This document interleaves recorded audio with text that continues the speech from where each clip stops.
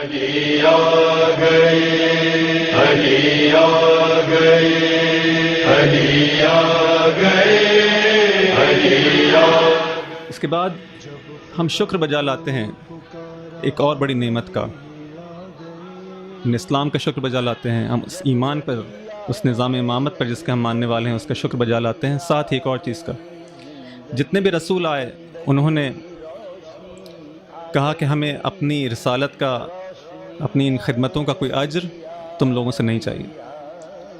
جب یہ آخری رسول تشریف لائے، آپ نے بھی اپنے سابقہ انبیاء کی طرح اسی بات کو تکرار کیا کہ مجھے تم سے کسی چیز کا، اس رسالت کا جو ہے کوئی اجر نہیں چاہیے، لیکن ایک چیز چاہیے، الا المودۃ فی القربہ، ہاں میں تم سے ایک چیز کو اپنے لیے اجر رسالت کے طور پر چاہتا ہوں۔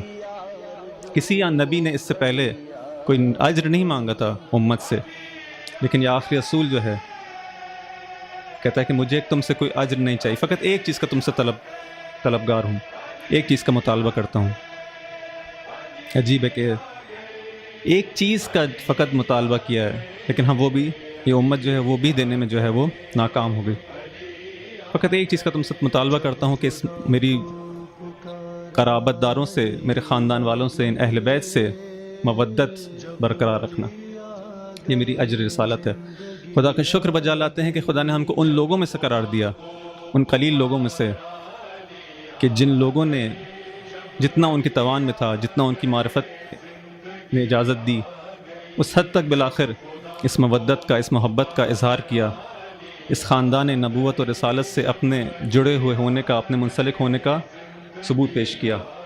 اس پر بھی ہم کو جو ہے شکر ہے اس بات پر، اور دعا ہے کہ ہمیشہ یہ محبت اور مودت جو ہے ہمارے خاندان کے اندر، ہماری نسلوں کے اندر انشاءاللہ باقی رہے۔ یہ وہ مودت ہے، یہ وہ محبت ہے کہ جس کو جب امام علیہ السلام اپنے شیعوں کی صفات بیان کرتے ہیں، عجیب ہے، تو اس کے اندر بھی یہ بہت ساری صفات کے انشاءاللہ اس کو بیان کیا جائے گا بعد میں، اس صفت کو بھی خاص طور پر بیان کرتے ہیں کہ ہمارے شیعہ وہ ہوتے ہیں کہ جو ہماری خوشیوں میں خوش ہوتے ہیں اور ہمارے غموں میں غمگین ہوتے ہیں۔ یہ کیا چیز ہے؟ کیوں اس جانب اتنی زیادہ جو ہے توجہ دلائی جا رہی ہے؟ ایک شیعہ ہونے کی صفت کو اس طرح سے بیان کیا جا رہا ہے کہ جو ہماری خوشیوں میں خوش ہوں، ہمارے غموں میں سوگوار ہوں، عزادار ہوں۔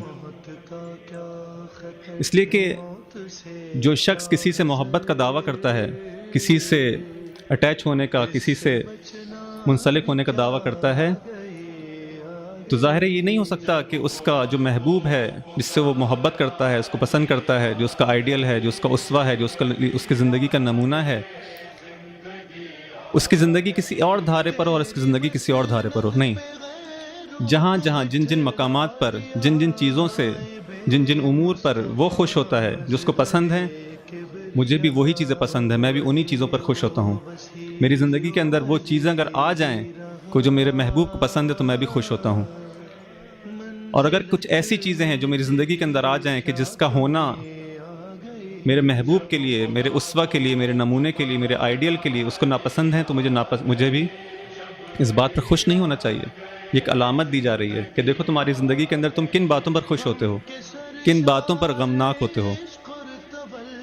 دنیاوی نعمتوں کے ملنے کے اوپر، مادی لذتوں کے ملنے کے اوپر تم زیادہ خوش ہوتے ہو، یا ان معنوی لذات، ان معنوی نعمتوں کے حصول پر زیادہ خوش ہوتے ہو؟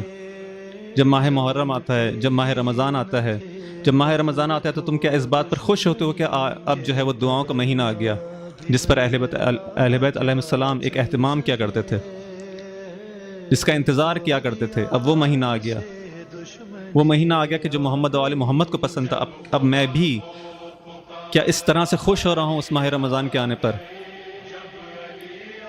اسی طرح سے مختلف دعائیں ہیں، اسی طرح سے مختلف مقامات پر ہر وہ چیز جو ان کو پسند ہے، ہر وہ چیز جس کی دعائیں کیا کرتے ہیں، جو ان کو مل جائے تو وہ خوش ہوا کرتے ہیں۔ جب میرا مولا جب محراب شہادت کے اندر یہ آواز لگاتا ہے کہ رب کعبہ کی قسم آج میں کامیاب ہو گیا، یعنی اس بات پر خوش ہیں، اس بات کو اپنے لیے کامیابی سمجھتے ہیں۔ کیا میں بھی اسی چیز کو اپنے لیے پسند کرتا ہوں؟ خوش ہونے کا مطلب فقط یہ نہیں ہے کہ جب محفل میلاد کوئی ہوتی ہے تو میں اچھے کپڑے پہن کر اور عطر لگا کر اس محفل میں شرکت کر لوں، اور نہ اس سے پہلے اور نہ اس کی بعد کی زندگی کے اندر وہ آثار موجود نہیں. خوش ہوتے ہیں ہماری خوشیوں کے اندر، جن جن باتوں پر، جن جن امور پر ہم خوش ہوتے ہیں، جو ہم کو پسند ہیں، وہی چیزیں ان کو پسند ہیں، انہی باتوں پر وہ خوش ہوتے ہیں. جو چیزیں ہم کو ناپسند ہیں، وہی چیزیں ان کو بھی ناپسند ہیں، اور ان باتوں سے جو ہے وہ اگر ان کی زندگی میں آ جائیں تو وہ ان کے لیے باعث حزن و غم ہے. یہ ہے شیعت کا جو ایک اس کے اندر جو علامت بتائی گئی کہ ہماری خوشیوں میں خوش ہونا، ہمارے غموں کے اندر جو ہے وہ انسان کو سوگوار ہونا، عزادار ہونا. عزاداری جو ہے تشیع کا، اس مکتب تشیع کے اگر ہم کہیں کہ 3 اہم ستون ہیں تو ان میں سے ایک جو ہے عزاداری ہے. لیکن سب سے اہم جو سب سے پہلا پلر ہے، اس کا سب سے پہلا رکن ہے، وہ ولایت علی ابن ابی طالب ہے. دوسرا رکن اگر کوئی ہے تو عزاداری ہے، عزاداری سید الشہداء. اور تیسرا رکن جو ہے انتظار امام زمانہ ہے. درود بھیجیں محمد و آل محمد پر. لیکن ان تینوں ارکان کے اندر بھی اس ولایت، اس عزاداری، اس انتظار کے اندر، ان تینوں کے اندر بھی اگر کسی کو چیز کو مرکزی ترین حیثیت حاصل ہے تو وہ ولایت کو حاصل ہے، اس ولایت علی ابن ابی طالب کو. ہماری پہچان ہے. جب کہا جاتا ہے یہ شیعہ ہے تو فوراً کہا جاتا ہے یہ علی کا ماننے والا ہے. یہ ہماری پہچان ہے. خدا کا شکر کرتے ہیں، اس پہ کتنا زیادہ شکر بجا لایا جائے وہ کم ہے کہ اس ہستی سے ہمارا ایک تعلق ہے. خود بخود ہم نے کوئی زحمت نہیں کی، اس لیے اس سلسلے میں کوئی زحمت نہیں کی. لیکن کتنی بڑی نعمت ہمیں خدا نے دی ہے. ہمیں فخر کرنا چاہیے کہ ہمارا نام جو ہے جب لیا جاتا ہے، کہا جاتا ہے یہ شخص شیعہ ہے تو فوراً ہاں یہ علی کا ماننے والا ہے. یہ ہمارا طر امتیاز ہے. یہ ولایت جو کہ تشیع کی، شیعت کی جو کہہ سکتے ہیں بیک بون ہے، اس کا سارا دار و مدار جو ہے، اصلی ترین جو پلر ہے وہ جو ولایت علی ابن ابی طالب ہے. در حقیقت یہ کس شخص کی، کس ذات کی، کس ہستی کی ولایت ہے، کس شخص کی امامت ہے؟ ایک ایسی ہستی کو جس کا اس طرح سے تعارف کرایا جاتا ہے، عجیب تعارف ہے کہ علی مع الحق والحق مع العلی.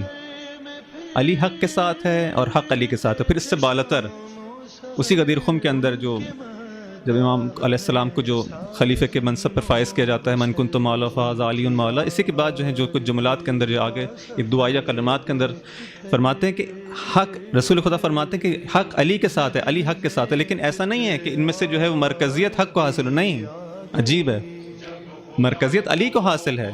حق ہے جو کہ علی کے مدار کے گرد چکر لگاتا ہے. دیکھو حق کو پہچاننا چاہتے ہو، دیکھو علی کہاں پر ہے.